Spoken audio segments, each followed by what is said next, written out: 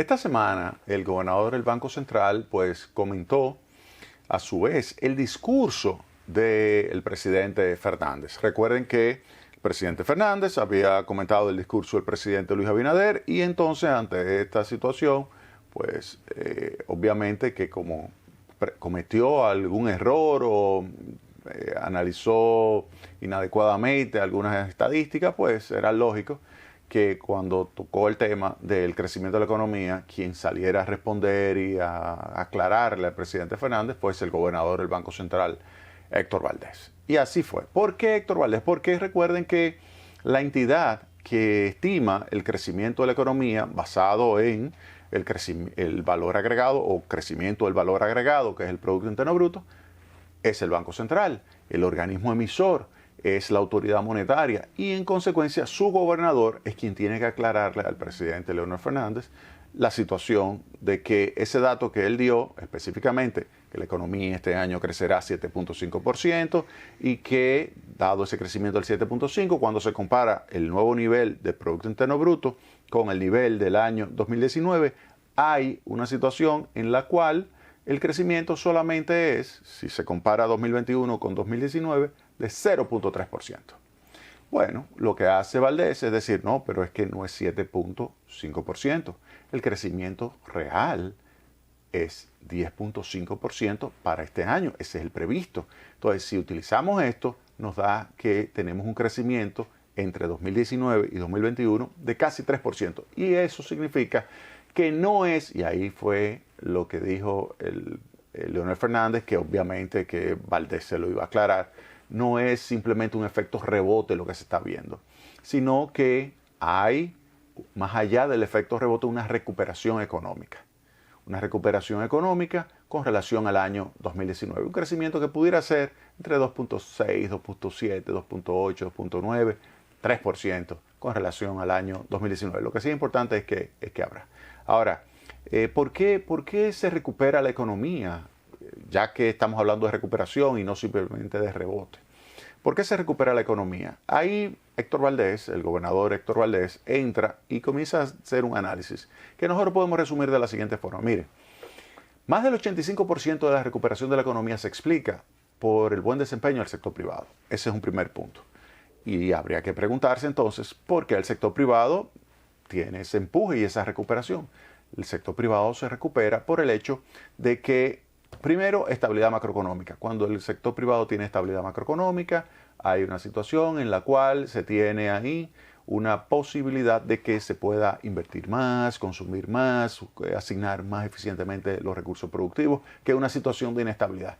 Si tomamos, por ejemplo, los años 80, cada vez que tenemos aumento de precios significativos, tasa de inflación desbocada, como sucedió, por ejemplo, en 1990, con una tasa de inflación de un 80%. El Producto Interno Bruto cayó 5%.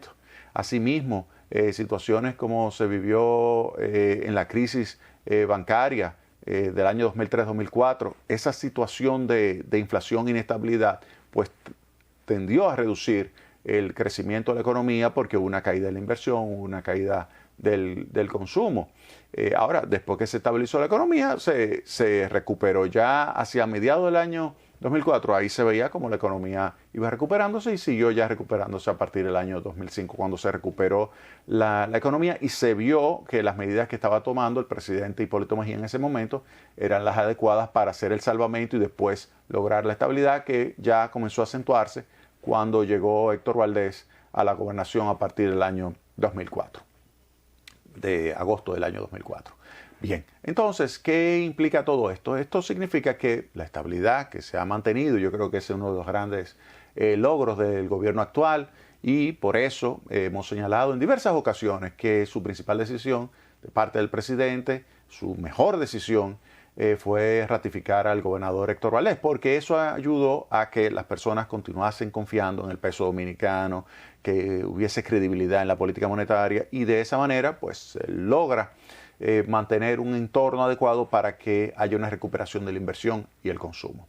Ese es un primer elemento, estabilidad macroeconómica. Lo otro, la disponibilidad de liquidez. El Banco Central de la República Dominicana a partir de marzo del año 2020, justamente cuando se estaba cerrando la economía, inmediatamente comenzó una política de flexibilización de los agregados monetarios, inyección de liquidez, para que los agentes económicos pudieran amortiguar el efecto negativo que estaba teniendo esta situación que estaba provocando la pandemia del COVID, esta situación recesiva.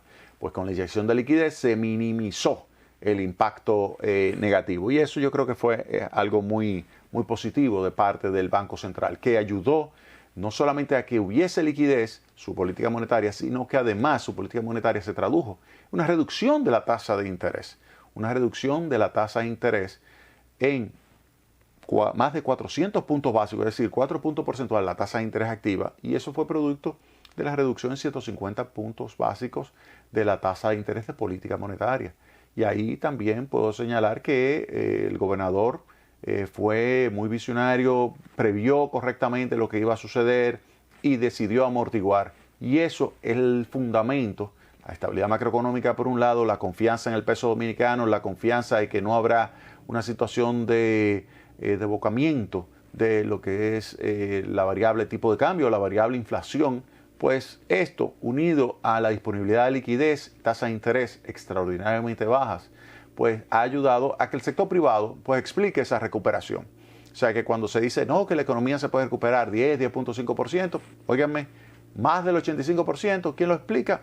El sector privado. Otro elemento que ha ayudado, y eso hay que reconocerlo también, que ha ayudado a que se recupere la economía dominicana, es sin lugar a dudas el plan de vacunación. Yo creo que hay que hacerle un reconocimiento a Raquel Peña, la vicepresidenta, que es una súper funcionaria, una mujer sumamente activa, una gerente con una capacidad extraordinaria para tomar decisiones y hacer que se cumplan los objetivos. Y ahí está, ha logrado que buena parte de la población esté vacunada, de la población meta. No se ha llegado obviamente al 80% que había prometido Luis Abinader, pero ese es un punto que yo creo que hay que decirle al presidente Abinader, que no sobreprometa, que no es necesario, no es necesario.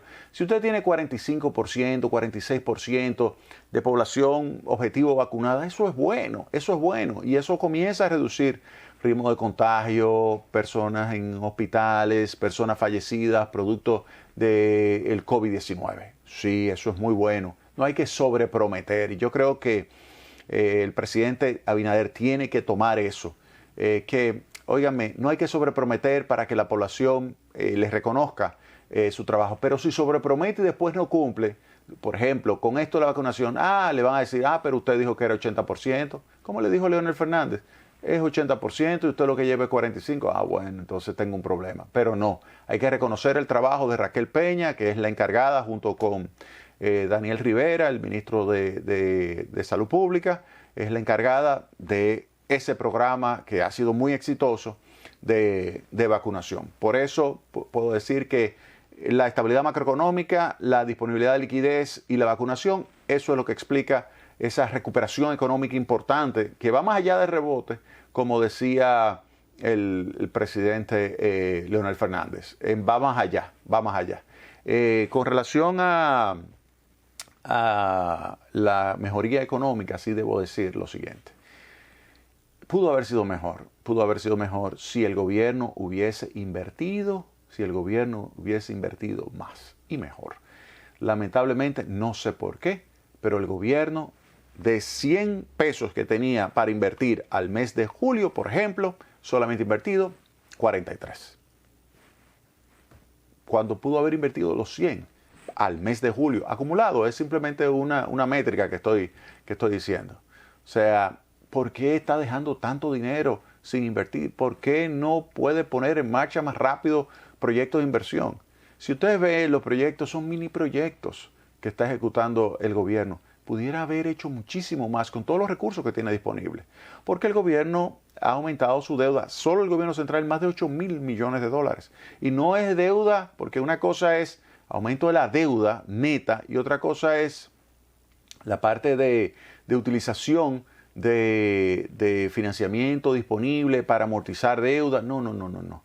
Eso que dijo el presidente el presidente Abinader no es correcto.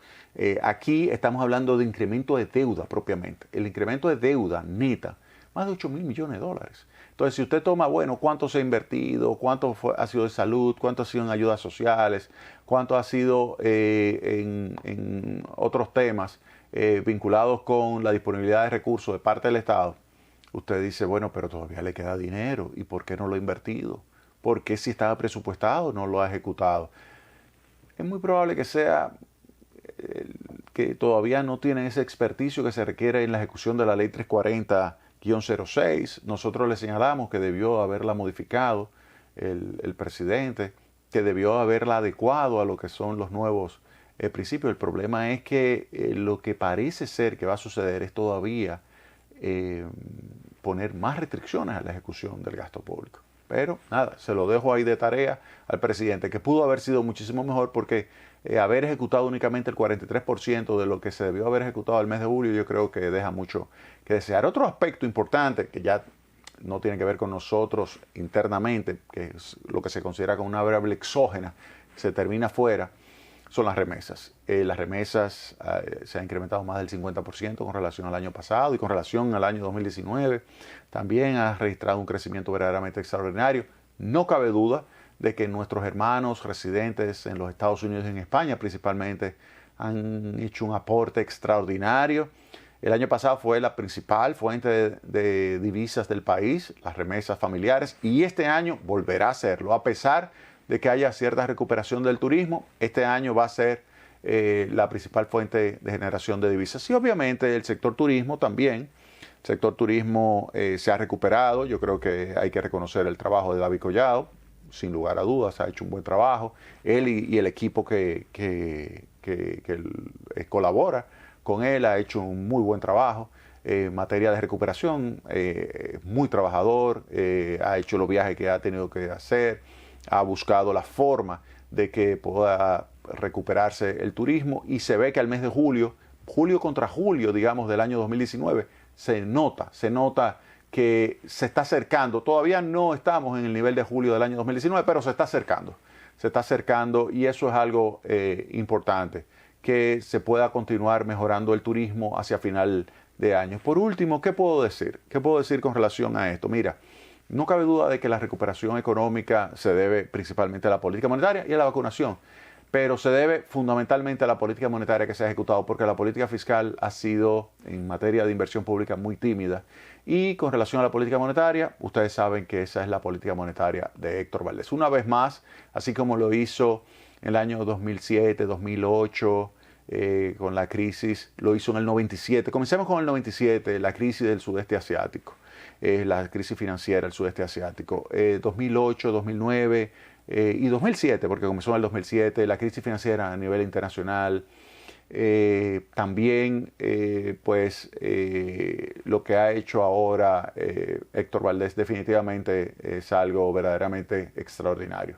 Eso hay que reconocérselo al gobernador del Banco Central, que siempre sabe manejar adecuadamente la política monetaria que se requiere para lograr mantener la estabilidad macroeconómica y alcanzar una recuperación acelerada de nuestra economía. Vámonos a la pausa.